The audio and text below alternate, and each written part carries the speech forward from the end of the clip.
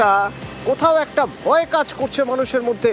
মানে আমি যদি শুধুমাত্র এই কেসটার কথাই দেখি, দেখো এর তো নাম ছিল 2002 SIR এর 2002 তালিকায়, তারপরেও তাহলে টেনশন কোথায় কাজ করছিল? মানে এই টেনশনটা কাটানোর কোনো উপায় পাচ্ছেন না এরা?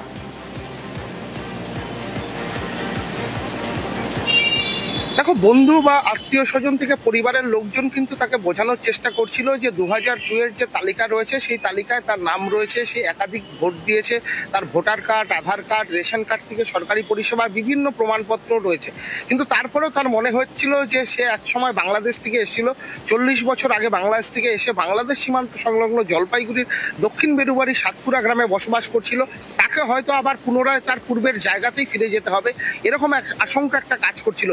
হাটে বাজারে বিভিন্ন জায়গায় বন্ধু স্থানীয় যারা ছিলেন তাদের সাথে আলোচনা করতেন এবং বলতেন, শোনা যাচ্ছে নাকি বাংলাদেশে পাঠিয়ে দেবে যারা একসময় বাংলাদেশ থেকে এসেছিল তাদেরকে। আমিও তো বাংলাদেশ থেকে এসেছি, আমার পরিবারের কি হবে, আমার কি হবে, এই একটা আতঙ্ক মনের মধ্যে কাজ করছিল।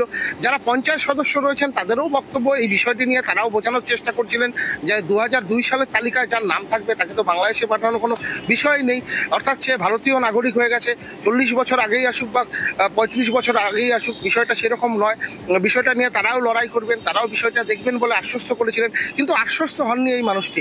তার বারবার করে মনে হচ্ছিল তাকে হয়তো আবার তার পূর্বের অবস্থানে পাঠিয়ে দেবে, পূর্বের যে বাংলাদেশ থেকে তিনি এসেছিলেন সেই বাংলাদেশে সেই গ্রামেই পাঠিয়ে দেবে। তার আত্মীয় স্বজন সেই গ্রামে নেই, সে ওখানে গিয়ে কি করবে, কি কাজ করবে, কিভাবে খাবে, তার পরিবারের কি হবে, এইরকম একটা চিন্তা, এরকম একটা জিনিস নিয়েই কিন্তু সে আত্মহত্যার রাস্তা বেছে নেয়।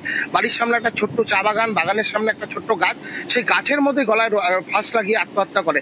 বিষয়টিকে নিয়ে কিন্তু পাড়া প্রতিবেশী থেকে শুরু করে পরিবার সকলেই কিন্তু একেবারেই মর্মাহত। তারা ভাবতেই পারেনি এইভাবে একটা প্রাণ চলে যাবে, তাজা প্রাণ। কারণ সে একটা মাত্র আতঙ্কের মধ্যেই যে তার জীবনটা চলে যাবে কেউ ভাবতে পারছেন না। ঠিকই, ধন্যবাদ। একটু জোরে বলো, কিসের জন্য ফাঁসি দিয়েছে বলে মনে হয় তোমার? এসআইয়ের জন্য। এসআই আতঙ্ক, এই নিয়ে কি প্রতিদিন বলতো তোমাদের? এটা নিয়ে বলতেছে প্রত্যেকদিন, ওই দিক দিয়ে পাঠাই দিবে নাকি বাংলাদেশে পাঠাই দিবে। ওই ভাই ঘটনা ঘটাইছে। হ্যাঁ, এ বেশ কিছুদিন থেকে আতঙ্কে ভুগতেছে এসআইআর হওয়ার পরে।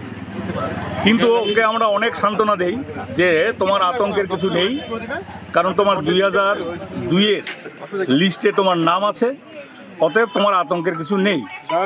কিন্তু পূর্বে বাড়ি বাংলাদেশে ছিল, অনেক দিনে আসছে, কিন্তু এইটাই হয়তো ওর মনে সন্দেহ যাচ্ছে। অনেকেই বলছে বাংলাদেশি যারা তাদেরকে বাংলাদেশে ফেরত পাঠাতে হবে। মূল ঘটনাটা আতঙ্কেই আজকে একটা প্রাণ চলে গেল, এসআইআর আতঙ্কে একটা প্রাণ চলে গেল।